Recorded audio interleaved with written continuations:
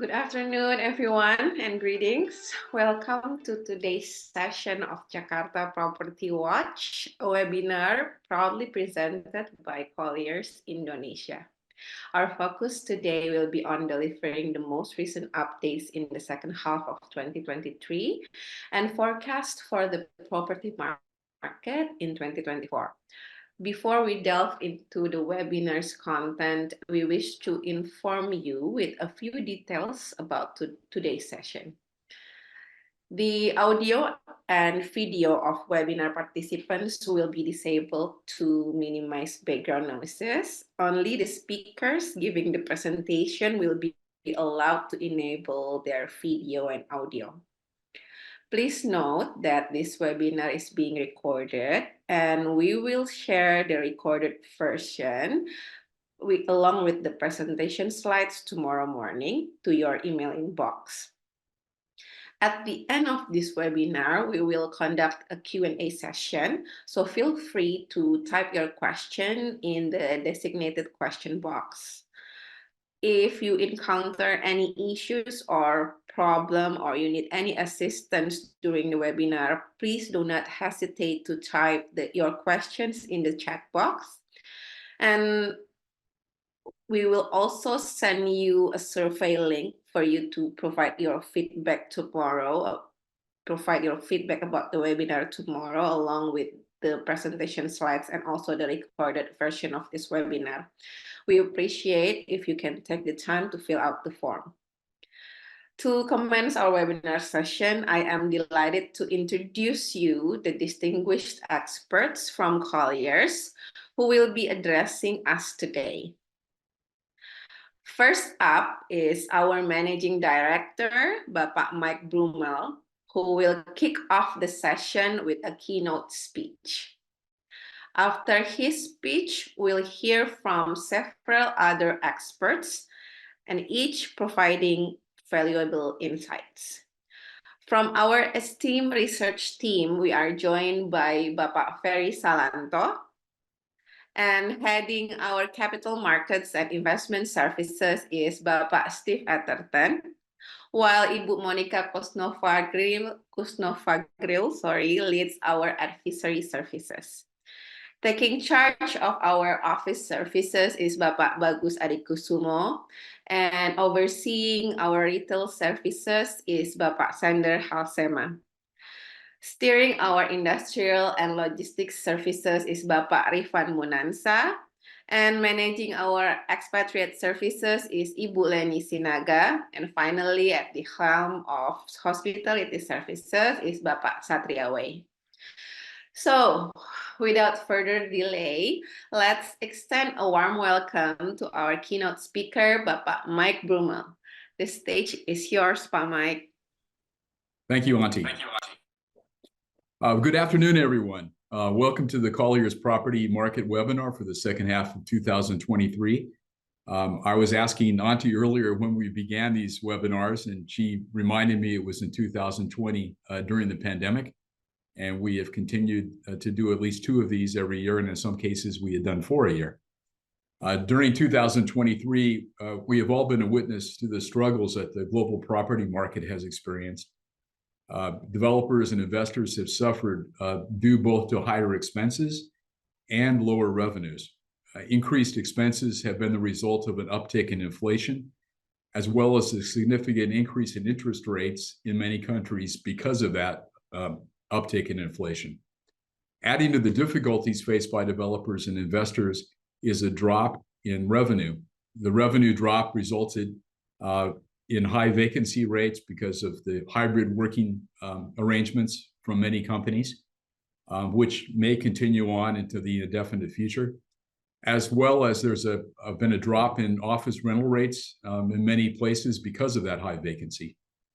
So, and not only are developers and investors suffering, banks are increasingly having to face the problem of non-performing loans that have been made to developers and investors in the past. On top of everything else, in 2024, we face a greater than normal amount of economic uncertainty due to an extended political campaign for the president of Indonesia. as well as a contentious presidential campaign in the US, the home of the world's largest economy. So in these uncertain times, a clear-headed understanding of the present and likely future condition of the property market is paramount. Throughout this session today, the various Colliers department heads will offer a comprehensive status report on a range of asset classes, including office, retail, industrial and logistics, hotels, and residential. We intend not only to illuminate the present, we also wish to provide our forecast of where the market is headed in 2024. And we will share what we view as the opportunities in the year ahead for investors, developers, and even occupiers. Our goal today is to share our thoughts and answer your questions, but it's also to gather your valuable insights. So we invite each of you to actively engage in the discussions and ask questions or make comments along the way in the Q&A box. And thank you again for joining us today.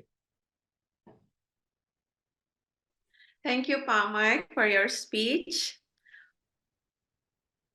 We'll start with our first session for the investment market. And our first expert is Bapak Steve Atherton from Capital Markets and Investment Services, followed by Ibu Monica Koesnovagrill from Advisory Services. So please welcome Bapak Steve Atherton. Good afternoon, everybody. Thanks for joining us today. Covering the investment section, what's on everybody's minds these days? Worldwide, before the big issues were the Ukraine-Russia war and central banks raising rates to get a handle on inflation. Now that has shifted to the Hamas-Israel war and more questions about how bad things are in China and what might be the spillover effect to other countries. Central bank intervention to further increase interest rates seems to be stabilized for now, as we see inflation rates responding and falling in the right direction, as you can see on the chart in the upper left-hand corner. But whether there might still be some small incremental central bank rate increases or the timing for starting to lower interest rates are still big unknowns. For the Asia-Pacific region, next slide. For example, the level of investment transaction volume is considerably lower in 2023 than previous years, as you can see on the MSCI RCI slide on the upper left-hand corner. These property markets have all been negatively impacted by the global increase in interest rates, resulting in higher borrowing cost. As the cost of debt increases, the higher amount of debt service results in lower net operating incomes. At the same time, cap rates are simultaneously moving higher, which results in lower property values. The juxtaposition of higher interest rates and higher cap rates is a big problem for property sellers who are expecting to cash out. As a consequence, sellers don't want to recognize the deteriorating market conditions and lower prices, and therefore delay selling. Also, buyers want lower prices, so they remain patient and wait for the sellers to drop their prices. This results in a standoff where very few transactions are executed. What is happening in these gateway cities also affects investor readiness for additional investment in new and emerging markets like Indonesia and Southeast Asia. So for the most part, we should not be expecting foreign investors to be doubling down on new property investments in Indonesia for the medium term, except for selected, limited sectors. For Indonesia, the global issues are relevant, but even more topical for today is our upcoming elections in February 2024. The good news is the election is right around the corner. The bad news is we don't know who is going to win or what the new policy regime will actually look like. Also, we could likely face a runoff, which will drag things out further. This all has a cooling effect on investment, whether it be in property or industry. Property developers, as well as local and foreign companies, want to see political stability and economic growth. They all want predictability. So until the election outcome is clear, all these unknowns have a dampening effect on investment decisions. Despite all these unknowns, thank God we have seen some investment activity in the last couple of quarters. Some investors, mostly local, realize there are not a lot of serious buyers in the market to acquire strategic land plots. It's a buyer's market. Next slide.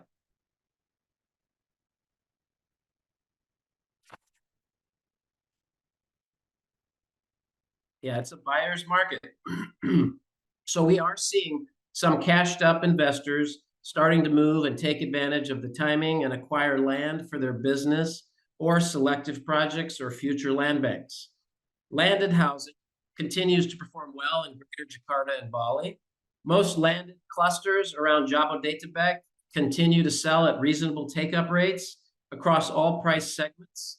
And some of the bank loan offerings are quite attractive in terms of initial teaser rates and the like. You can see on the chart, next slide,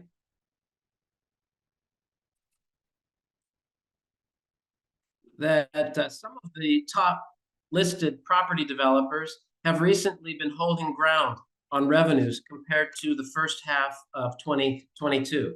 You can observe that on the right-hand side of this slide. The hotel market has continued to improve with increased levels of domestic and regional travel.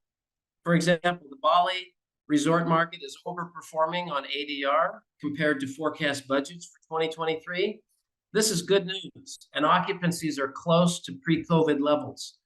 Foreign investor demand for Bali resorts remain mostly in the beachfront, upper upscale, and luxury categories, but transactions are rare due to the high bid spreads between buyers and sellers. Also, foreign hotel owner operators are mostly seeking beachfront, already built operating assets, and most are reluctant to take development risks to buy land and build. As the chart shows, let's see, next slide.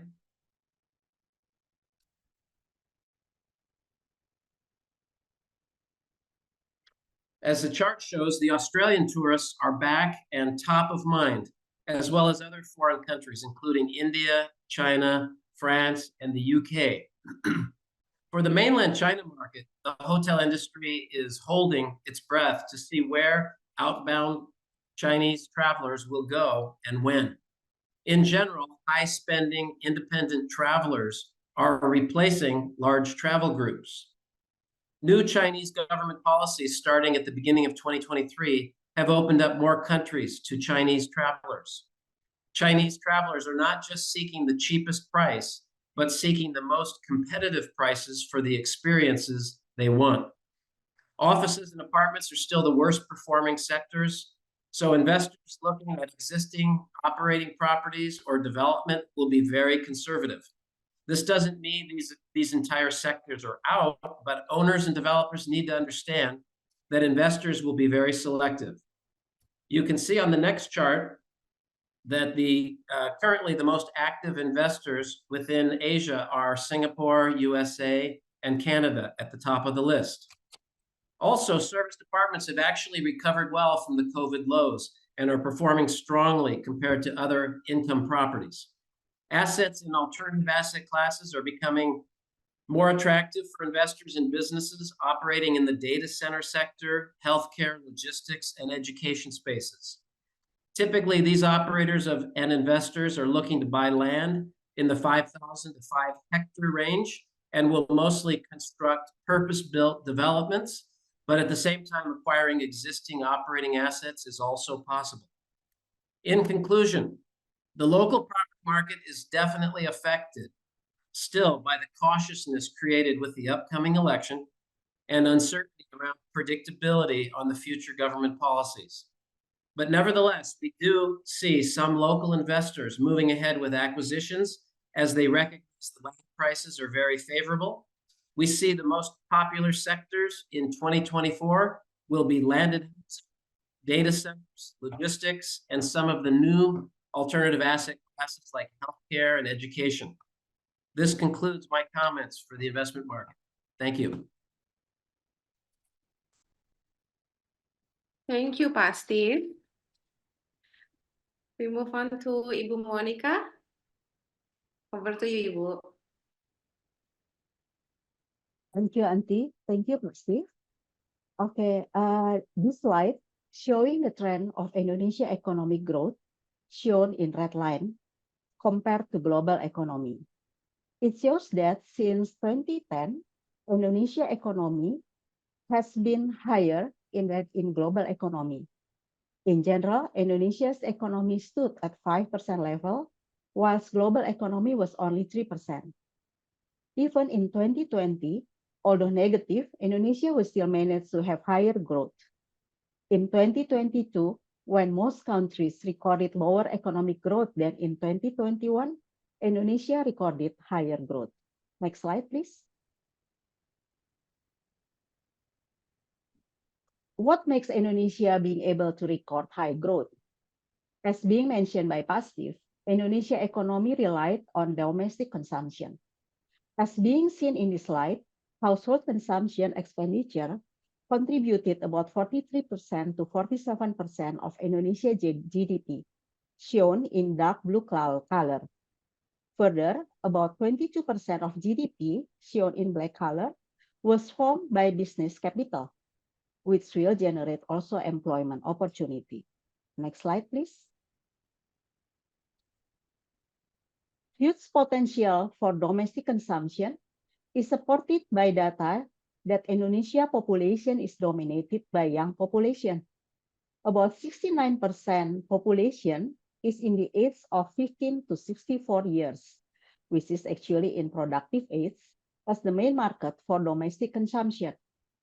Java Island is still the center for Indonesia population, accommodating 56% of Indonesia population. Next slide, please.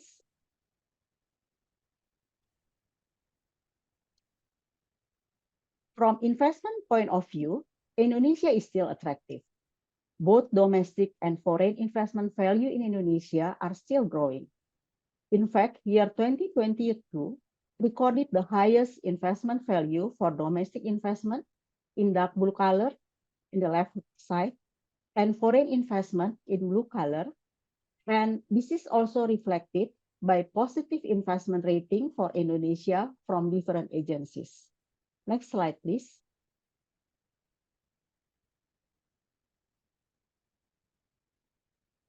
This slide shows that Indonesia has the balanced role of foreign and domestic investment that made Indonesia being able to maintain its economic stability. Next slide, please.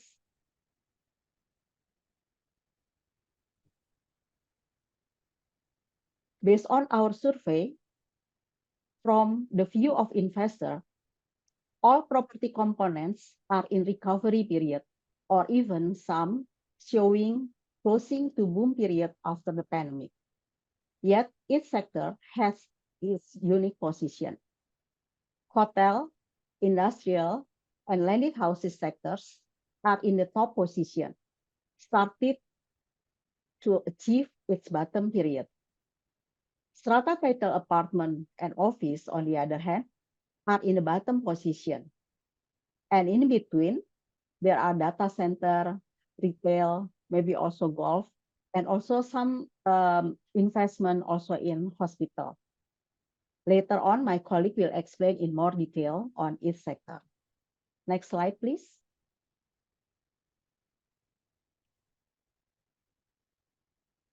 What will happen in 2024? There are two major things which will have impact on the property market in 2024. The first one is the 2024 election.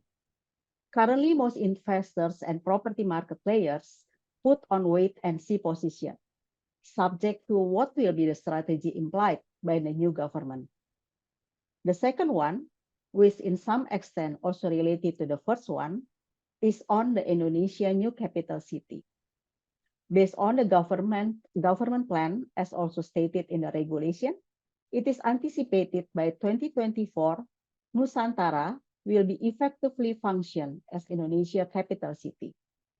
This will have impact on the property market in Nusantara and also Balikpapan as the closest city, and also in Jakarta, which will have additional new supply from the previous government offices in Jakarta.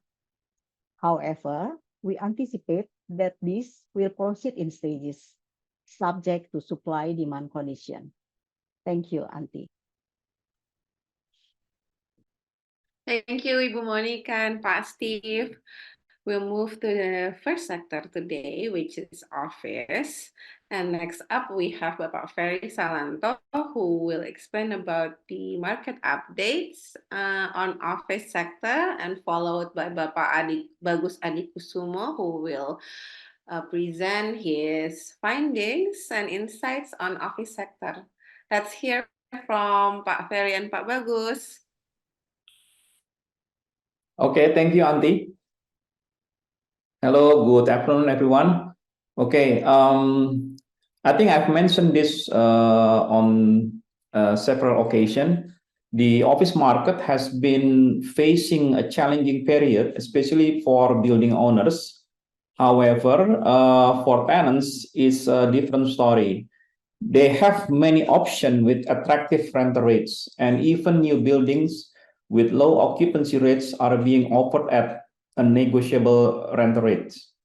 On the supply side, even though there is a significant influx of new office spaces this year, mainly due to non-negotiable completion schedules, developers are becoming more realistic. So they already recognize the high vacancy rates at present and in the future. Looking at the graph on the left, it's evident that supply in 2024 and 2025 is growing moderately. This is expected to help the office sector gradually recover. We hope that in the coming years, there will be a balance between the growth in supply and the demand for office space. Go to the next slide.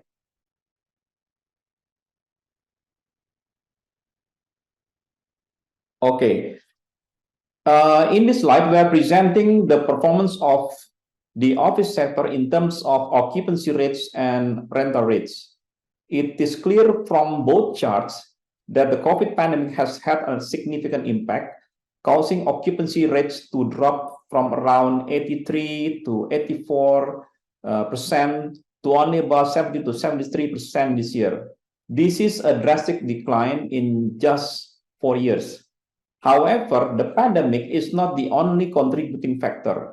As mentioned in the previous slide, the main issues lies in the fundamental problem within the office sector, particularly the excess supply of office space. These two unavoidable factors have led to a considerable decline in occupancy rates. So, to cope with the situation to the pre-pandemic level, a considerable effort is needed. Until now, the demand for office space has not reached a sufficient level to quickly boost occupancy rates. As a consequence of this slow recovery in absorption, landlords face the choice of being willing to listen to tenant requests, especially when negotiating rental rates. We still think that landlord must be accommodating and flexible, particularly if the occupancy level of their building have not reached a point where they can cover their operational costs. Thank you. Thank you, Pak Ferry. Pak Bagus, your presentation. Thank you, Ferry. Good afternoon, everyone. Thank you for joining our webinar today. When we had COVID back in 2020, a lot of companies, including Colliers, are forced to work from home. When COVID situation has improved, we apply hybrid work model, right? Partly working from home, partly working from office. So during those periods, we experience and we witness a lot of companies that we have assisted either relocating or renewal. They reduce their office space. by about 40 to 80%. And the peak of this downsizing is actually happening in 2021, 2022. So yes, as you can see in the slide here, there are airlines, beauty, cosmetic, technology, manufacture, telecommunication, they downsize. Now, when COVID is over, starting 2023, so a lot of encouraging news actually in the office industry, whereby a lot of companies back to a normal pace, business come back, revenue goes up, they start hiring, employees go back to the office. So now more and more companies actually asking their employees to go back. So they need more space. So they expand. So in 2023, we experience companies that we have assisted expand 80 to 400%. So two companies actually that we assisted and increased by 4 times is in the technology business, because when COVID is over, they got a lot of businesses, so they expand and hire more people. Now, when companies decided to relocate, there are 2 main reasons why they relocate. One is commercial reason, and then 2 is quality reason, flight to quality, so quality reason. Now, added to the third one is actually due to ESG initiative, the first part environment. A lot of global companies roll out the ESG and asking their companies relocated in each country to move to a certified green buildings. So if they're located in the non-certified green buildings, they are asking their companies in all the countries to move to a certified green buildings. So that is actually recommended by, if there are many developers or landlord attended this webinar, to consider applying your building from non-certified green building to become certified green building, so that you could be selected as the final building for most companies that have to move to a certified green buildings. Next slide.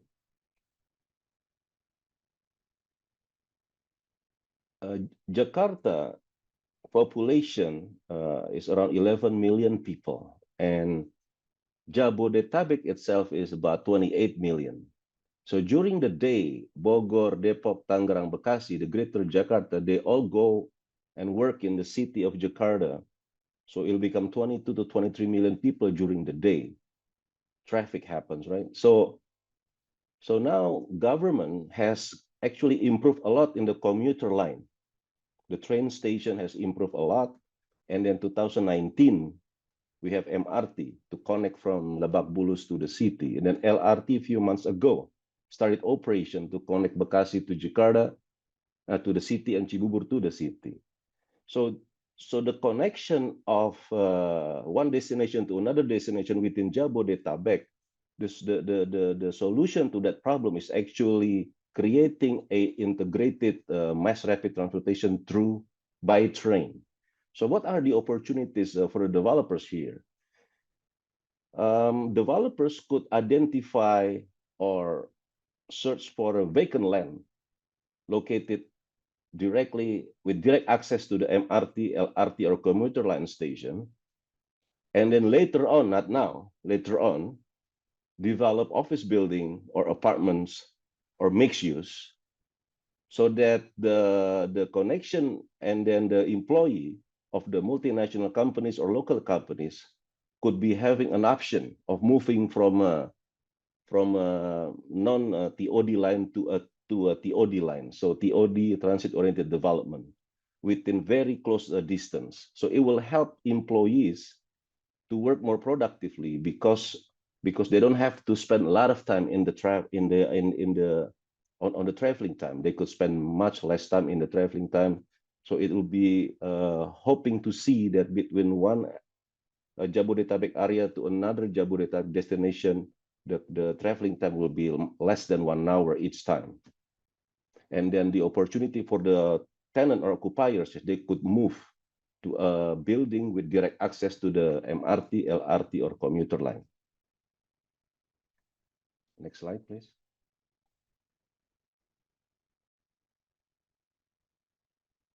Now, in the election, it's been touched on by the previous speakers. 2024, we have election. And then There will be a caution in this election because this time around the election will vote the new president. Nevertheless, we believe the impact on the office leasing market will not be significant. It will not be significant because many occupiers or companies, when the lease expired, they only have two options on the office leasing. They renew or they relocate. So they will continue with the relocation opportunity like usual. They will choose and find the right building. If not, if the commercial reason justify for them to stay, then they will stay. Now, for the developers or landlords who are currently planning to build building, so they may have to wait and see until the election is over, which pretty much in October 2024 will have a new president. Next slide, please. Now, trends and opportunities. If you are companies or occupiers looking to move, the biggest component to spend is fit out costs. We call it CapEx, capital expenditures. Now, this has become a problem if you are large occupiers and looking to move. The cost of CapEx is very high. And then some of the occupiers that we assisted, when they try to get approval for budget from their head office, their head office also have their own problems. So at the end of the day, they cannot move because of CapEx. Now, the good thing now is that landlords are aware of this situation. They provide fit-out allowance. It's not for free. So this fit-out allowance will be provided, the big amount will be provided by the landlord, but it will be added and amortized over the lease term, 5, 7, or 10 years period, added to the fixed rent that already negotiated. So this is actually a good option for tenant occupiers who would like to move and take advantage of the tenants market right now. Now, another thing that developers and landlords should focus on trying to secure occupiers from the growing sectors. So occupiers, when they sign for 3 or 5 years because their company are growing, business is improving because COVID is over, they could sign for 3-5 years and they can fulfill the whole obligation until the end of the lease term. Now, opportunities for the landlord on the MRT LRT side has been mentioned previously in the previous slide. Is that yes, later on, developer, after they identify the right land, buy good price and build office building, and then occupiers will have access and then move their office building to a building with direct MRT or LRT access also from the commuter line. Those are the presentation from the office, Auntie. Thank you for listening. Back to you. Thank you, Pak Bagus. We'll move to our next sector, which is retail. We will still have Pak Ferry explaining about the market updates, followed by our retail expert, Bapak Sander Halsema. So please welcome Pak Ferry and Sander. Okay, thank you, Auntie. Hello again. Okay, we have two charts here. So even though the retail sector has experienced a decrease in occupancy rates and visitors, as you can see in the right-hand chart, now we see that the sector can recover more quickly compared to the apartment or the office sector. And in terms of supply, it is growing moderately, especially in Jakarta, where the land for expansion is limited. Therefore, the most noticeable growth in retail space or mall is outside Jakarta. The moderate growth in supply helps maintain occupancy rates from plummeting further. Currently, the overall occupancy level is relatively low, around 70%. However, with a closer look at each mall segment, that explains that the occupancy rate for upscale malls remains stable and high compared to the condition before COVID. This is because upscale malls consistently follow market dynamics and development, staying updated and aligning with market preferences.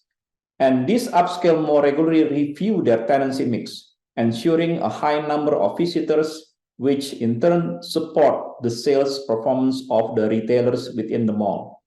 On the other hand, mid-range to lower tier malls still show low occupancy rates. This is because many mall owners do not focus on upgrading their malls and stick to their old styles, making this mall less attractive to visitors. Going to the next slide, please.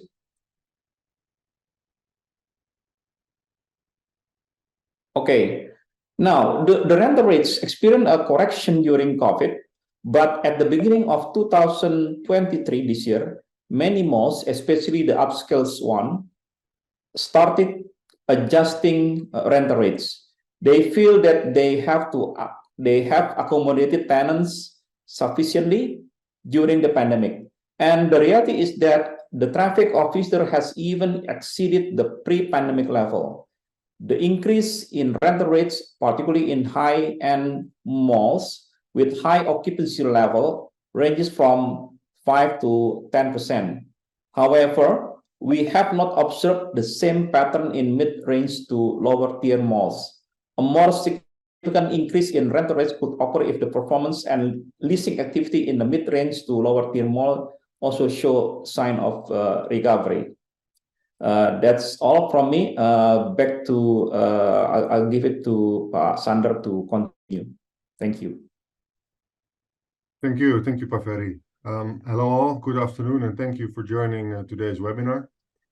In the latter part of 2023, we witnessed the inauguration of Indonesia's first premium outlet. It is Villaggio by Summarecon, marking a significant milestone.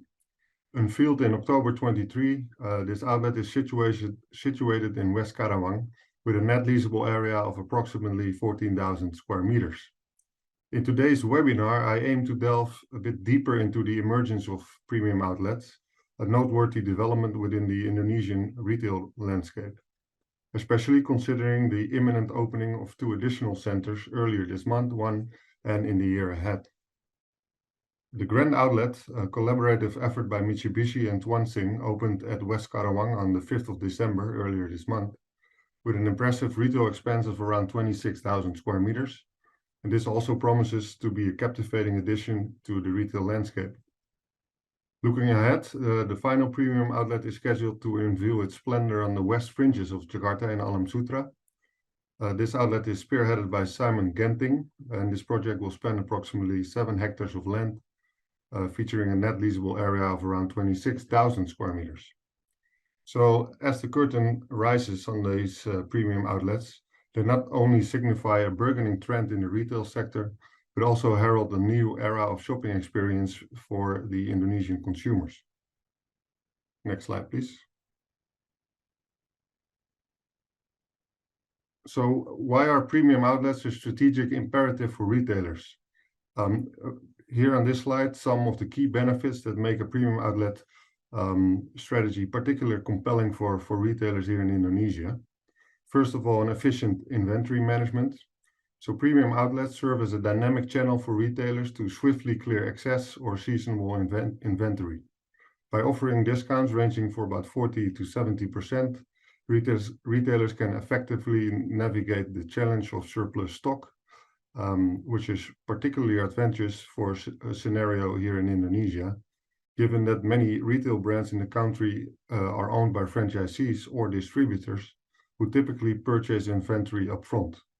So the ability to sell surplus stock becomes a crucial advantage.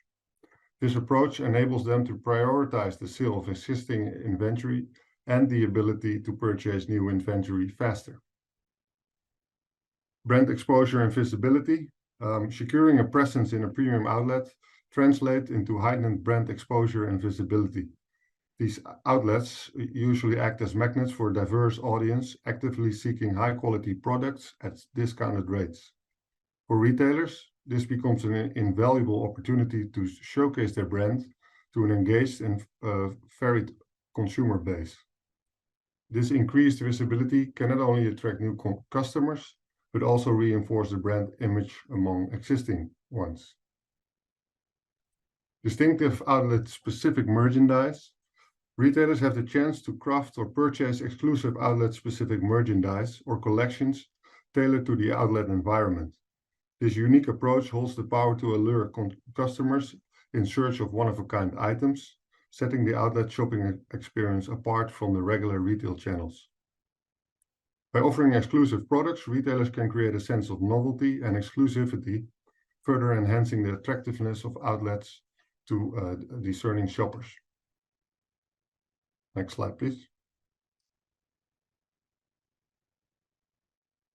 So what factors contribute to the success of premium outlets? First of all, and the most important, most likely, is luxury brand integration. Premium outlets thrive on the inclusion of luxury brands, playing a pivotal role in their success.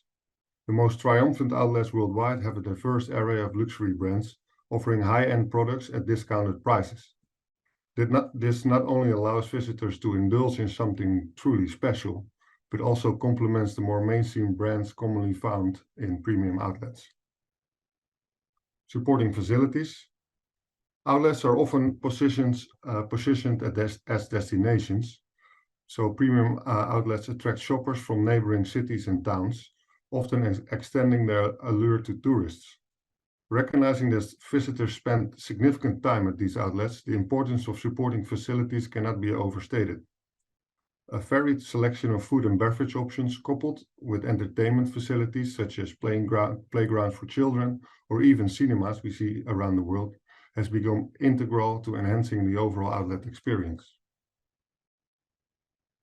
Another very important factor is obviously discounts.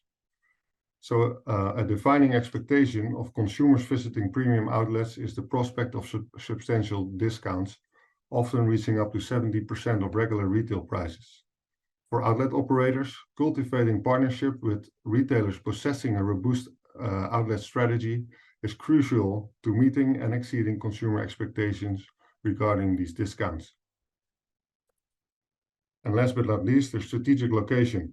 Premium factory outlets strategically position themselves in areas with a high influx of shoppers, typically near highways and toll roads, to ensure optimal accessibility and visibility. Recognizing the preference for these outlets to be distinct from main retail stores, they are often situated on the outskirts of major cities. Although less common, airports also serve as prime locations. In conclusion, closely monitoring the performance and gathering consumer feedback on these three premium outlets in the greater Jakarta area promises to be very interesting in the coming years. With effective management, these developments have the potential to significantly add value within the country's retail market. Next slide, please. So looking ahead to 2024, like the other speakers also said, the upcoming presidential elections in Indonesia are undoubtedly a critical factor. While we anticipate that the retail market's performance may not be significantly affected during this political charged year, we observe a heightened sense of urgency among investors and property owners to complete ongoing developments before the election, or conversely, to temporarily halt projects until after the elections. On the retailer front, there is a discernible apprehension regarding potential revisions to legislation concerning foreign investments, regulations related to land and buildings, outlet size specifications for foreign retailers and those in specific retail segments, as well as tax-related concerns. The landscape appears to be a bit uncertain, and the true impact will only become clear post-elections. And so we will hope to discuss these developments in our next webinar, which is scheduled for mid next year. Next slide, please.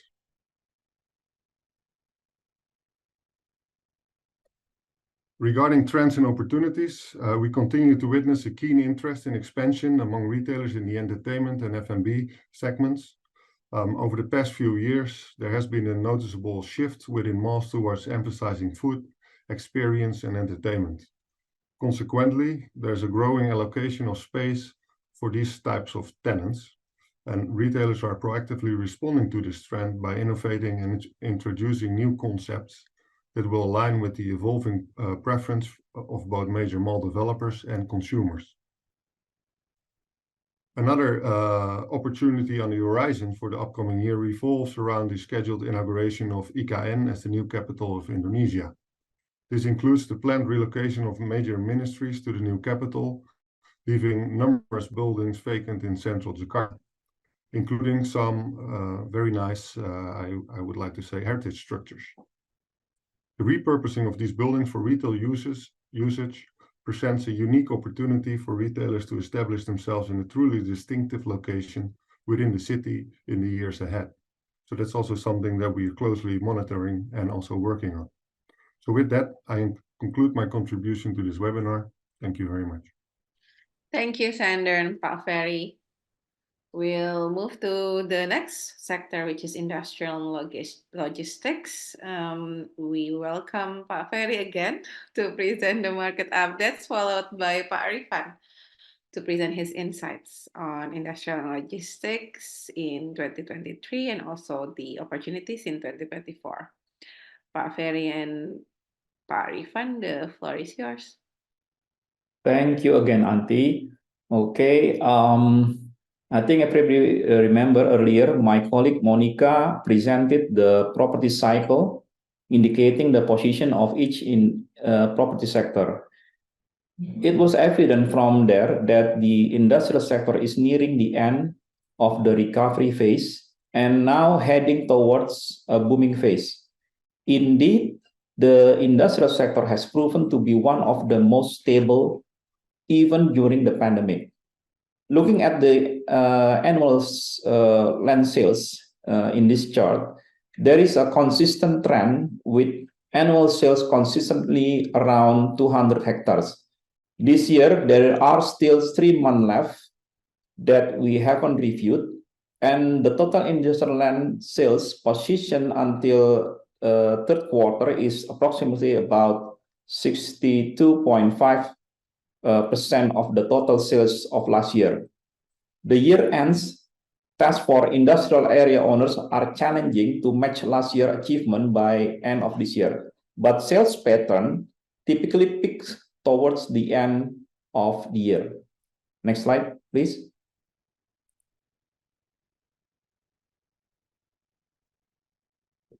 Okay, now we have the chart explaining about the most active sector in the industrial transaction. So during the booming land sales period from 2011 to 2013, the automotive industry was the main driving force. Following that, in the years that ensued, land sales were dominated by the logistics sector, triggered by the surge in the e-commerce, which requires large-scale warehouses. Over the last 4 years, especially during the pandemic, data center companies have entered the industrial market and consistently acquired substantial land. In the past 5 years, data center companies investing in industrial area have acquired approximately 185 hectares of land, accounting for about 19% of the total land sold during that period. We anticipate that the data center sector will continue to drive the industrial zone as the virtual information needs are not entirely met yet. External investors see ample potential for expanding data center business. Looking ahead, alongside data center, the electric vehicle or EV industry is expected to flourish. Foreign electric vehicle manufacturers are interested in developing their production within the country.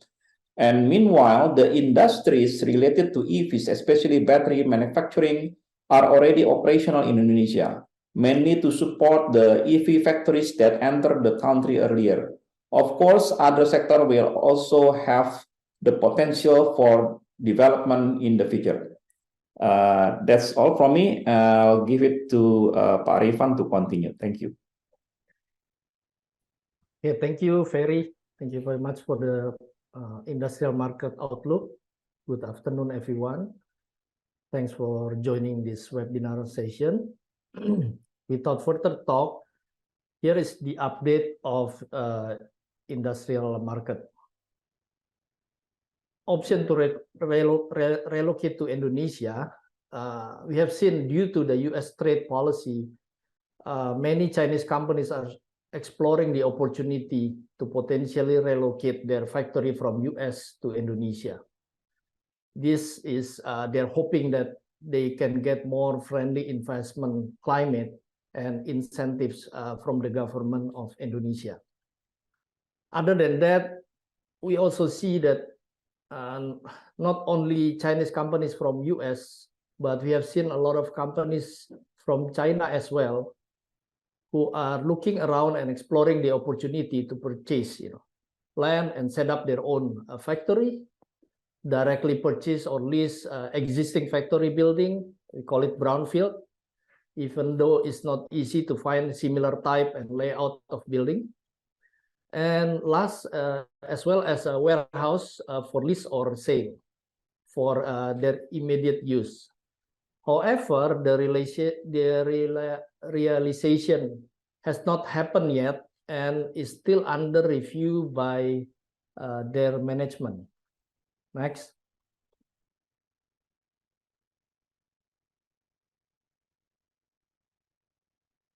Okay, we have seen that the demand for warehouses is actually increasing, especially closer to the city.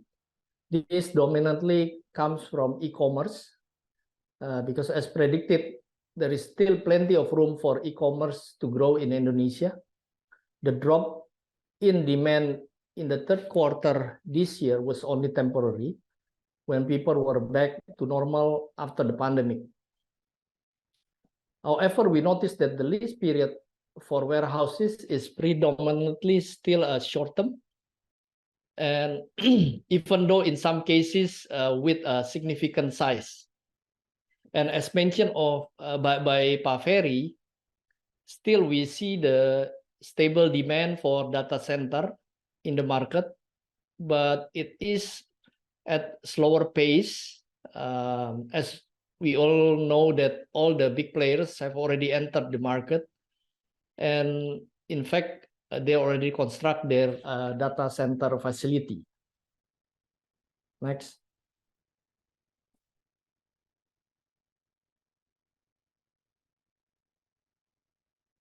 Okay, so related to the election, I think whoever the president, as long as if the IKN or the new capital project is moving forward, there will be plenty of industrial projects, owned by local and foreign investment that will be set up to support the development of the new capital.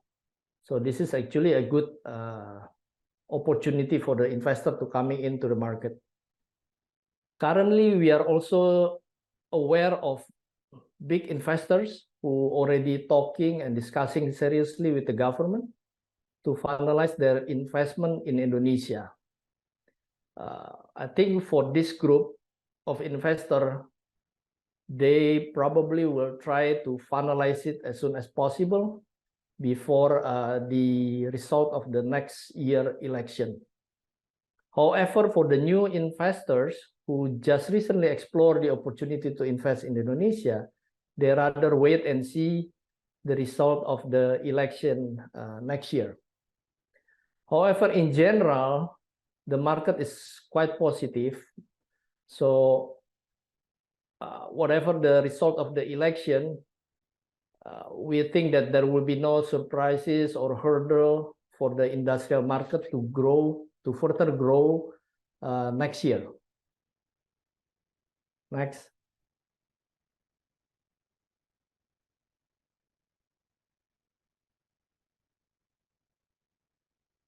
So last one is, what is the trends and opportunities? Even though we know that data center is one of them that is stable in the market, but the trends and opportunities that we believe is the warehouse demand will continue to grow, not only for e-commerce, not only Jakarta area, but also other big cities. But mainly it will still be focused on Java Island. This is a no-brainer because 60% of the population is in Java Island.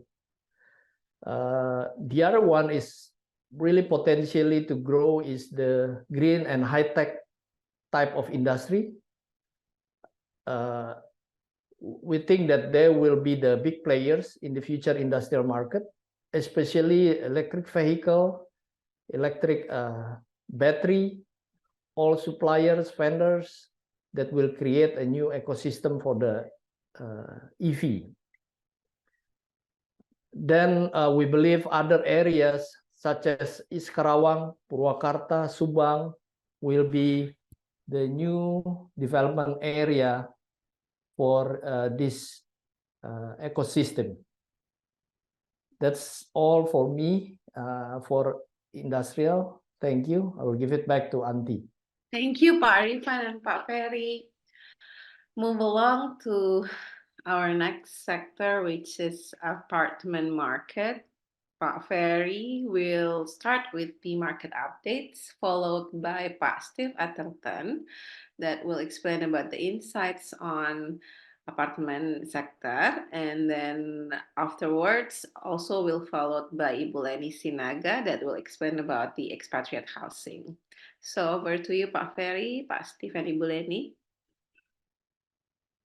Okay, thank you, Auntie. So here in this slide, we have 4 slides here. So basically, apartment is one of the sector that remains quite challenging up to the present. Since the pandemic, the growth rate of supply has slowed down, and this is understandable as sales have also drastically declined. Many developers are more focused on their apartment projects that are still in sales and have not introduced new product amid the current difficult situation. Consumers, on the other hand, are currently quite selective in buying apartment products because for them, the most important thing is to purchase a ready-to-move-in unit rather than one that is still under construction. This is related to the trust issue regarding the delivery of the apartment product they intend to buy. And this is reflected in the chart in the upper left, where the absorption of apartment units in operational project remains stable, while the sales rate in projects under construction has been declining in recent years. In the current challenging condition, raising price is not an option, as reflected in the chart in the lower left, depicting the stagnation of apartment prices over the last 5 years. However, we still maintain optimism about the apartment market because some indication that can trigger interest, especially from investor buyers looking for better yields, are beginning to appear in the rental market. The occupancy rates of the service apartment are improving, and there are also rental rate price adjustment. Next to the go to the next slide, please.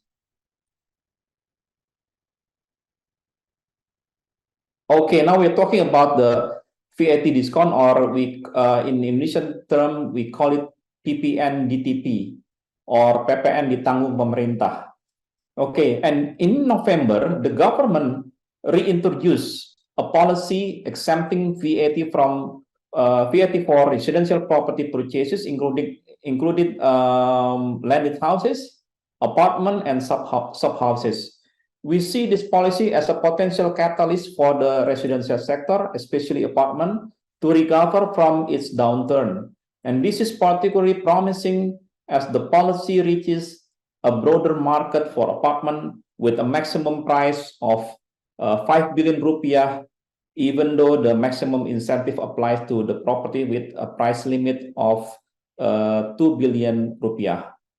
Regarding the pie chart on the right, my colleague Steve will provide a more detailed explanation to examine the pattern of how the composition of end users has shifted compared to the investor buyer. Go to the next slide, please.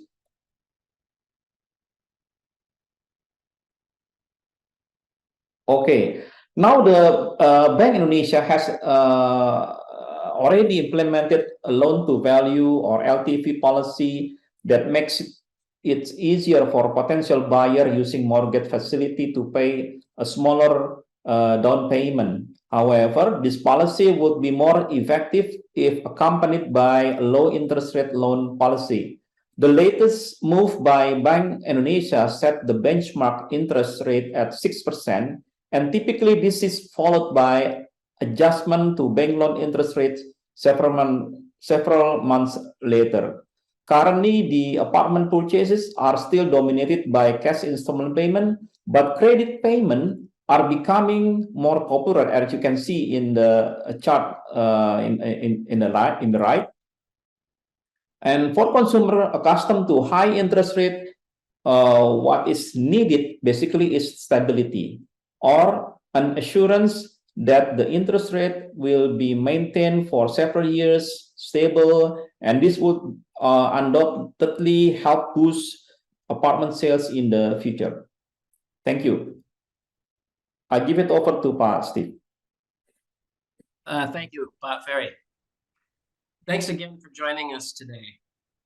For the apartment market coverage, I will try to find the silver lining in an asset class that finds itself still in quite a challenging situation.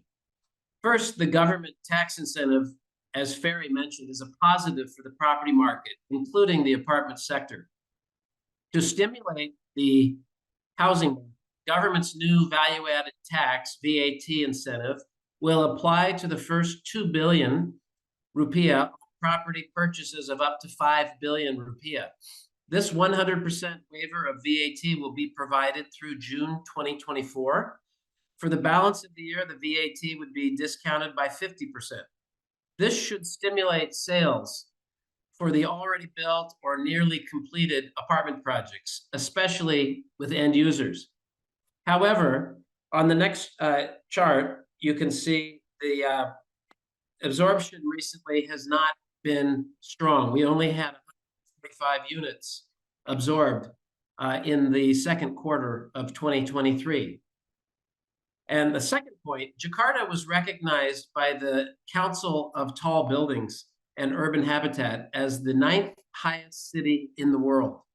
Jakarta has 47 buildings, which are more than 200 meters high.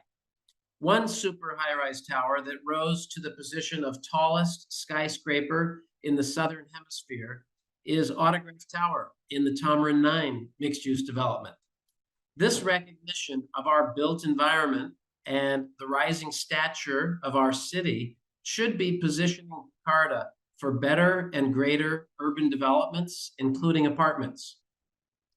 Third, our transportation infrastructure in Greater Jakarta has made tremendous strides compared to 5 years ago.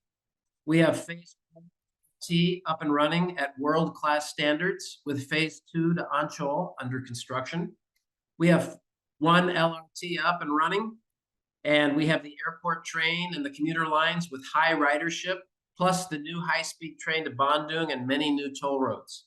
This massive spending on transportation infrastructure will be one of the lasting legacies of the Jokowi presidency, and it sets the stage for a bright future for TOD, transit-oriented developments, which have been hugely successful in all the other major metro markets across Asia. Fourth, DKI government, next slide please, provided massive incentives for landowners to develop high-density TOD mixed-use commercial and residential developments along main transportation corridors in their recent update of the 5-year city plan, RDTR, as you can see on the chart, where plot ratios were increased by 50 to 100%, and site coverage ratios were also increased to ease development constraints. These increases in plot ratio and site coverage were given away for free to incentivize landowners to build new mid-rise and high-rise developments along these major transportation corridors. Yet, with all these positive incentives for new TOD developments along transportation corridors, we have very little evidence to date of new development plans or new land acquisitions to plan and build new apartment and mixed-use developments. So, what is holding the market back? Well, first, there is little anecdotal evidence of healthy pre-sales at the primary new apartment market sector. Next slide, please. In addition, the number of transactions in the secondary resale market has not been healthy. Also, most of these sales were in the price range of 12 to 20 million rupiah per square meter, which is the lower middle class apartment segment. Second, the buying power for some part of the lower to middle class segment of apartments has been hit by the economic conditions caused by COVID-19 pandemic. This lower to middle segment's ability to save down payment monies for apartment purchases is affected. But as you'll see on the next slide,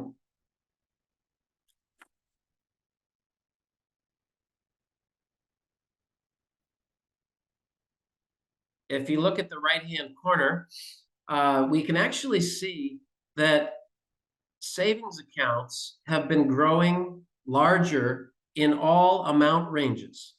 So what that says is there is buying power. However, you can see on the upper right-hand corner of the chart that time deposits in the bank are giving a higher yield than apartment rentals. Also, given the choice, still most Indonesians, rich or middle class or low middle, would prefer to own and live in a landed home versus an apartment. So how do we change the mindset? Well, for one thing, we need to look to our neighbors in Southeast Asia, especially Singapore and Thailand, and understand the connectivity between their expansion of their transportation infrastructure and the success rate of residential and mixed-use TOD developments. For the Bangkok market, if you go to the next slide, there was a study done in 2015 by the Japan International Cooperation Agency, JICA, to research the effect on land values and the future property values for properties fronting new MRT stations in Bangkok.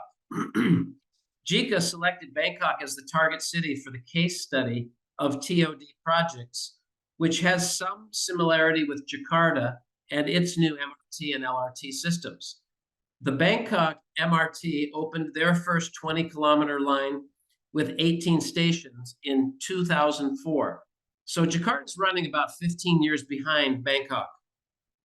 The study found that comparing land and TOD projects within 500 meters of the Bangkok MRT stations to other non-MRT station locations, the land price is usually 40 to 60% higher. The hotel rates were approximately 30% higher. The office building rents were approximately 15% higher. And the strata title apartment prices were around 30 to 35% higher. Also, take-up rates of all these types of projects were faster. So the evidence is overwhelming that TOD projects and land prices outperform non-TOD project locations, especially within 500 meters of mass transit stations.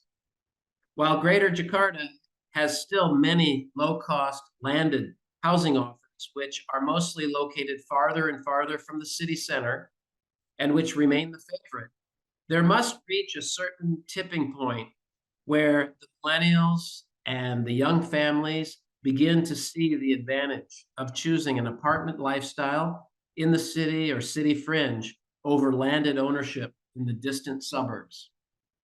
Lastly, what part does government have to play? Well, we've seen government has scored very well on the recent VAT incentive to stimulate the market, the new RDT city plan, and the infrastructure growth and connectivity. The elections are creating some uncertainty and will likely keep most investors on the sidelines. And while government has recently implemented a new golden visa regulation for foreign investors and retirees to live and invest in Indonesia, especially in places like Bali. But no one I talk to seems to understand how it works. It's one of the best kept secrets in town. The government should be implementing this new policy and widely disseminating and communicating their message. It doesn't seem to be happening. In conclusion, we expect to see continued lackluster take-up in new apartment projects, especially for projects that aren't fully built. Some new project offerings like branded residences in Bali should continue to capture market demand from local and foreign buyers. And hopefully, we will see more investor activity to buy up strategic TOD development sites at very attractive prices as we move past the election. That's all for discussion on the apartment market. Back to you, Ibu Ati. Thank you, Pak Steve, Pak Ferry. We'll proceed to the expatriate housing. Ibu Lenny Es-sinaga will present her insights on the expatriate housing market. The floor is yours, Okay. Lenny. Thank you, Auntie. Selamat siang semuanya. So now my turn for the insight for expatriate housing market. I'm sure that you know that at the moment that's the landlord market in the expatriate housing market in residential. We already seen this one that since the beginning of this year. So because that the high currency and also that the pandemic times, you know, the landlords already we can say that understand, you know, about the situation and everything. So give the very best price, lower the price. So this year that the landlord that really we can see that there's very significant that increased the rental price. So currency after the pandemic also, and then everything that and the economic the material also that increase. So this one, the landlord that requested that the tenant, for the tenant that from the 1 year rental, 1 year lease to the 2 years lease upfront payment in advance. We'll see that's really pretty high now that almost non-negotiable for the landlords for 2 years in advance. So this is for the landed houses mostly, but for the apartment that's still minimum 1 year.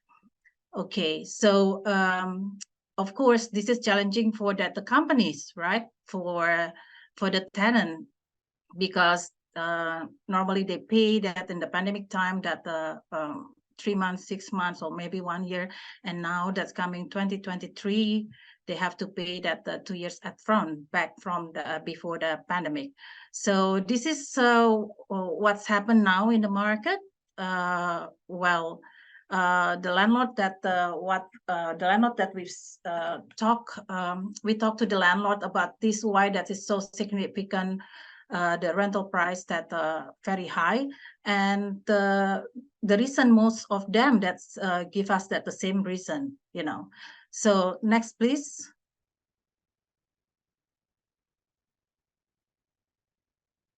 Next slide please. Okay, so the next slide here, I want to talk about that about the properties. So what kind of the properties that expatriate that really actually that's.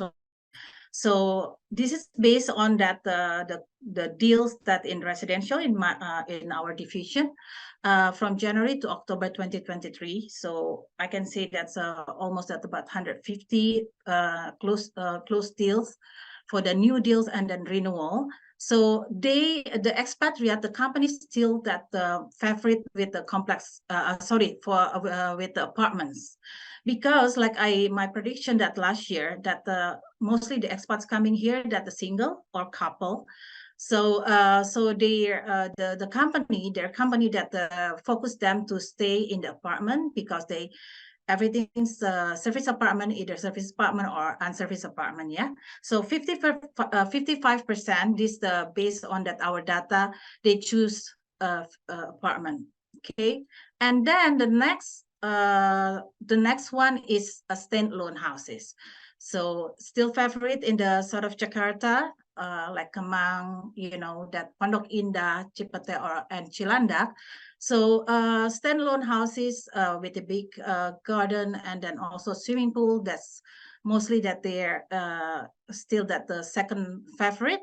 And the third one, that complex houses. So because the complex houses for the expatriate is not many. So the high demands like at Maya Executive Paradise, you know, that the Lambong houses. So there's still that waiting list because the expatriate who's coming with the family also not really high. Yeah, like I mentioned, mostly that single or couple. So in here that the complex houses that for that the company to put their expat coming with the family is very selected, you know. So this is what we found that in our data. Next slide, please.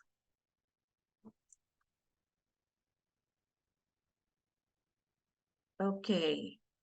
So the election 2024 will seem like other sectors, you know, wait and see approach some companies, but when the landlord asked me about this, you know, or my clients, that I said that we had never seen that the direct impact to the expatriate housing. So this year that still we haven't seen not yet. Okay, so the company still bring that a lot of expats coming. So we probably that we will see that in the early 2024, you know, that after the election or before the election starting January, February afterwards. So we will see that if there's gonna be like, you know, that the result, how's the result, you know. So January probably that they're gonna like we will wait and see situation. Next slide, please.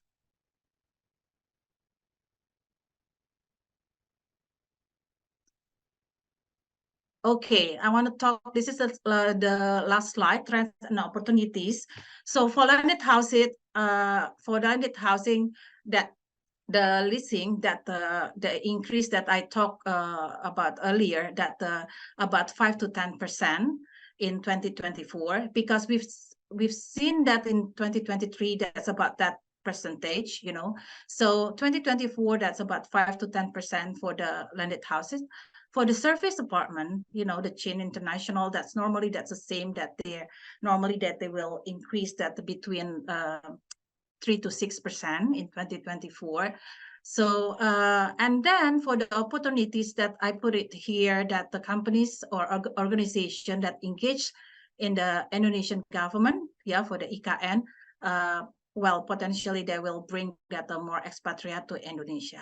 So this is a trends and opportunities for expatriate housing market in 2024 from residential services Colliers. Thank you so much. Back to you, Auntie. Thank you, Bu Lenny. Now, our last but not least sector for today is hospitality. And we still have Pak Ferry for the market updates, followed by Bapak Satria for his insights on hospitality services.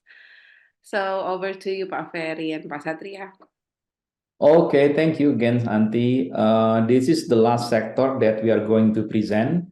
And finally, hotels have managed to overcome their challenging times. And this trend basically began in late 2021.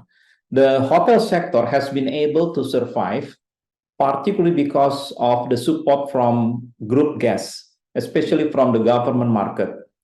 Businesses in the hotel industry has performed well in 2022 and 2023, with the occupancy rate in 2022 marked the red line, if you can see from the chart, slightly surpassing the performance in 2019 or before the pandemic.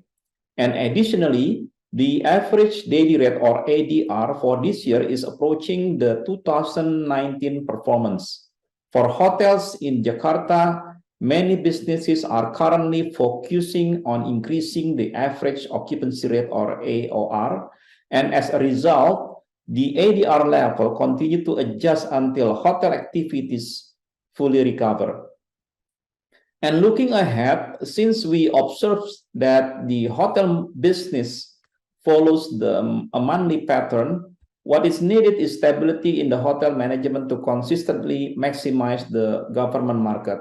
It is also crucial to engage with private corporations actively to host events within hotels. Go to the next slide, please. Okay. All right. And with the return, this is the chart for Bali, basically. And with the return of tourists to Bali, the hotel occupancy rates in Bali have returned to their normal patterns. which is marked in the red line there. And before the pandemic, most tourists in Bali were from China and Australia, with Malaysia being influential in the ASEAN market. But from 2022 to July 2023, the major foreign tourists are now mainly from Australia and India in the Asia-Pacific region. On the other hand, Singapore and Malaysia are leading among ASEAN visitors. European visitors mostly come from England, and Americans are mainly from the United States. It is important to note that the return of Chinese tourists after the pandemic has been slow. As of July 2023, only 141,000 Chinese tourists has visited Bali. Compared to the same period in 2019, this represents only like 19% of the total tourist arrival. Despite these changes, most tourists in Bali are still from within the country, especially during school holidays. From January to July 2023, domestic tourists make up a significant 66% of the total number of tourists, according to the data by the Bali Tourism Office. And that concludes my presentation, and thank you. Over to Pak Satria. Thank you, Pak Ferry. Have a very afternoon, everyone. I have no chance to give everything to to you because I think Pak Ferry already provide all the numbers to you. But to see the opportunity that happening right now, there is a big opportunity on conversion the offices and apartment building into the hospitality facilities. If we are aware of a few buildings that have been converting to the hospitality facilities, actually they are performing also quite well. They are riding all the waves that is happening right now. This reason is because we are the hospitality industry is picking up very fast. As we all predicted in 2021 and 22, actually, we only wish that the hospitality industry will be recovered in late 2024. But in fact, by end of this year, actually, we are already achieving what we are enjoying in 2019. So there is a lot of the owners and investors, actually, they are acknowledge the opportunity and make a decision quite fast. On the next slide, please. There is a lot of changing also in the hospitality industry during this pandemic and pre-pandemic. We are aware that most of the industries, most of the hotels and also the restaurants and so on that have been surviving for the past 2 and 3 years, they are mainly is because they have a brand and they have a management that is quite solid to support and make sure that they can operate even in a very difficult situation. Most of the owners are enjoying what they are decided a few years back. They are making a very good decision to have a branded hotels and branded restaurants with them to make sure that that they can offer they can pass the difficult situation easily. And actually, on top of that, the decision that made by the investors is not only because to survive the operation, but also the non-financial aspects that they need to achieve. And we are aware also that having those branded hotels, their valuation on the assets is also increasing tremendously. Next slide, please.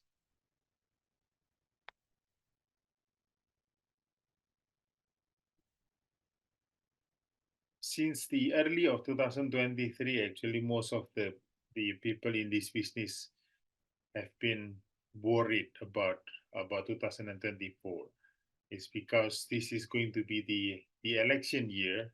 This is going to be a difficult year for the hospitality industries, and we all think that it's not fair because we have been enjoying only a year period, and then now we have to come into that difficult period again.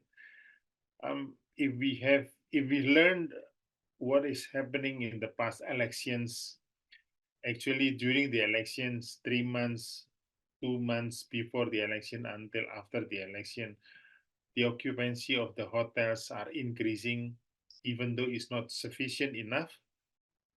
They are, most of the time we are increasing in the average of 7% on the occupancy wise, but we are having a bit difficulties to achieve a proper ADR for hotels during those periods.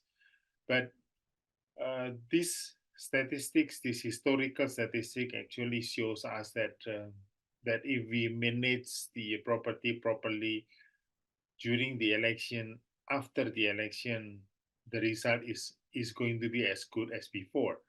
So there is no need of worry. There is not necessary to be afraid of passing this period, to make sure that we can achieve what we are achieving even better than 2023.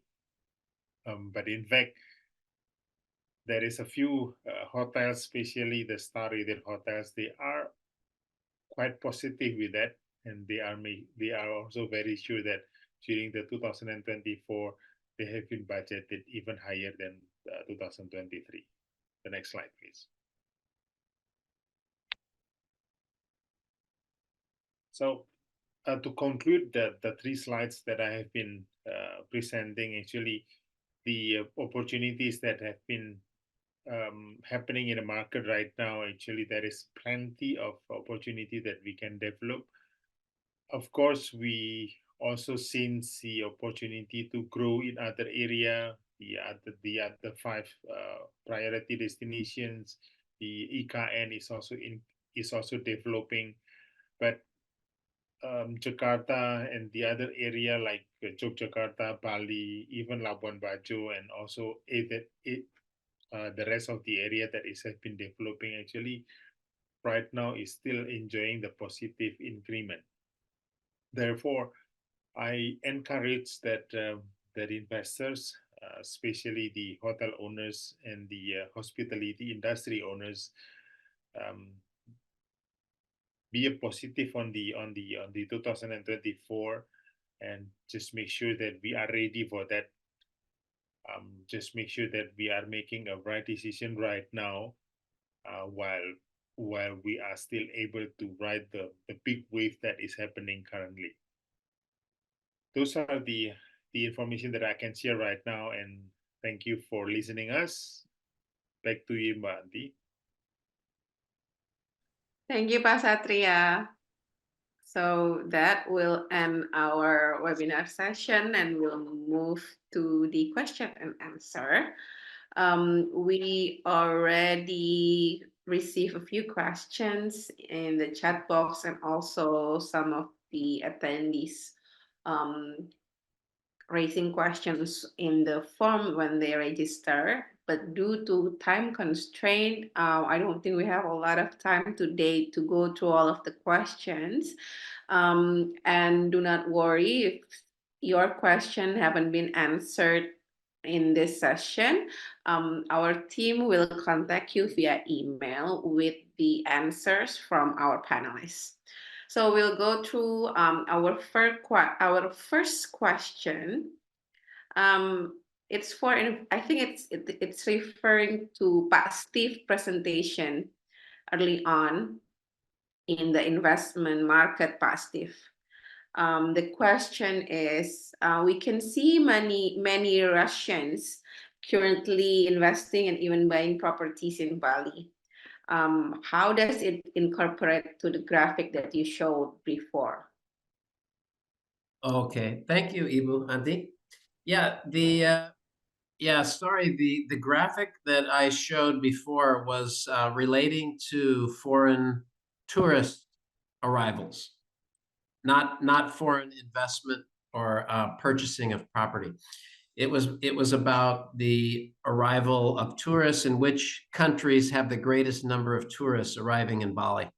So, but to make a comment on the Russian activity, yeah, there's a lot of Russians in Bali, and they're not only buying residential properties, villas, branded residences in new hotel villa product, but they're also acting as developers, and they're forming development groups, and they're forming sort of groupings where a number of Russians will all live in the same location and prefer to live together. So there is some patterns establishing in Bali around the Russian community. Okay, Pak Steve, thank you. We're Yeah. moving on to Pak Rivan. This is a question for industrial and logistics, Pak Rivan. How about the trend and how big is the opportunities in Central Java area, especially in industrial sector? Okay, thank you, Auntie. Yeah, like in my presentation, the focus of the industrial growth will be focusing in Java Island, while actually other island is also possible, but is more related to the industry that would like to be close with the raw material, you know. So, but the main one that will develop and grow is basically in Java Island. And of course, Central Java is one of the potential growing, but it will be more specific to the labor-intensive type of industry, which is now, for example, like the Chinese companies, they're also looking to relocate. They may probably in a garment, textile, or shoes manufacturers that will be fit with their criteria to establish their facility in Central Java. So yeah, to answer the question, definitely Central Java will be one of the place to invest. I think that's all, Auntie. Thank you, Pak Rivan. Moving on to Pak Ferry. Pak Ferry, there's a question involving Gen Z. So in the current year, are supposed to be considered targeting the Gen Z. However, their consumptive behavior changes property trends. What is your ideas for developers to provide the proper sales forecast involving Gen Z? Okay, if we are talking about the Gen Z generation, we're talking about the maximum age of 26 years. So in my personal opinion, this group of age is not really the main target market for property developer. It is good to have them to persuade them to buy property, but the priority for their age group is not maybe buying property. But if you're talking about the millennials group age, I think that's more relevance. So the big market that developers should focus on, basically those who have consistent income, and then those who have been working for several years, so that in terms of the banking requirement, it more suitable for giving the credit if they want to buy through a mortgage. But perhaps my colleague Ibu Monica has something to add for this Gen Z generation and how is their behavior. Thank you, Ferry. perhaps like Pak Ferry said, Gen Z is not really the target market for buying property. However, they could become really major market for retailers because they are like maybe the question is also correct that they are really consumptive. So actually, they are the targeted market for all the retailers, that F&B and others, because they really would like to try new things. They would like to be seen. So these are the character of them, and they are the market for retailers. And then for secondly, maybe they are not the buyer of property. However, they could become also the lessee, or those who would like to rent an apartment, because currently maybe they are starting to have a career. However, they don't want to buy apartment, but they would like to rent, either rent apartment or rent maybe a co-living or maybe kos-kosan. So these are the property sectors that could targeted to these Gen Z people. Thank you, Auntie. Thank you, Pak Ferry and Ibu Monica. We still have room for 2 more questions. I think we really need to, because we already kind of like almost 15 minutes more than what we're scheduled. So 2 last questions. The first one is for Pak Steve Atherton. So Pak Steve, what is the impact on investors' sentiment in condos, considering the expiration of numerous apartment HGB lease terms within, say, the next 50 years? Is there an expectation that HGB leases will be extended indefinitely? Okay, thank you, Ibu Auntie. You know, from all of the feedback that we get through lawyers and other consultants and developers, the way most investors look at HGB land title is that it will continue to be renewed and extended, and it's essentially treated as like freehold freehold absolute title. You just pay the small extension and renewal fees. So we see it essentially as extending in perpetuity. But of course, we'd always recommend that you see your tax and legal consultant first.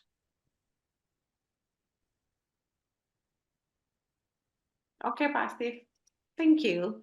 Now, last question for today, but don't worry, we still have a few questions that we haven't able to answer this session. However, our team will contact you via email to answer to your question. So last question for today is for Pak Bagus. Pak Bagus, this is from office sector, Pak Bagus. So for companies who start to raise inquiry to relocate to a green building, do inquiries come from both MNCs and local companies or more from MNCs? That's the first question. And the second one is, how about office building with WELL certificate? How attractive is it from tenants' point of view so far? Okay, thank you, Auntie. Thank you for the question, Ibu. Is it Ibu Vera? Yeah? Ibu Vera, correct, Pak. Ibu Vera. Correct. Yeah. At this time, the interest, the inquiries is more coming from the MNC, multinational companies, because they're the one who basically roll out the ESG initiative more seriously at this time. However, though, the sustainability concept has been also providing a high level of interest from the local companies, especially state-owned companies. So that is why we feel that we believe that in the next few years, the inquiries will not only come from the multinational companies, but also from the local companies. We do help a few of state-owned companies, and part of the requirement in the building that they would like to lease or buy is included the green building certification. Now, as far as the WELL certificate from the tenant's perspective, at this time, it is added value, but it is not yet a requirement as per se. It's more like preference. But again, as part of the sustainability and also working a long time in the office, as we predicted, as COVID is pretty much over and people come back to the office and people tend to spend a lot of time in the office building, the WELL certificates will be greatly required in the near future. I hope that answered the questions, Ibu Vera. Okay, thank you, Pak Bagus. So I think it's already 15 minutes past our webinar time. I hope this webinar is insightful and beneficial for you and your team. And thank you for all the panelists for today's session. And thank you for all the attendees. Do not worry, we will email you the recording of this session as well as the presentation slides to you, to your email inbox that you use to register to this session tomorrow afternoon. Allow us to give some time to turn this webinar session into a video that you can access easily. So this is our final webinar for this year. We hope to see you again next year. Hope you have a great holiday this December and see you next year. Thank you, everyone. Bye-bye.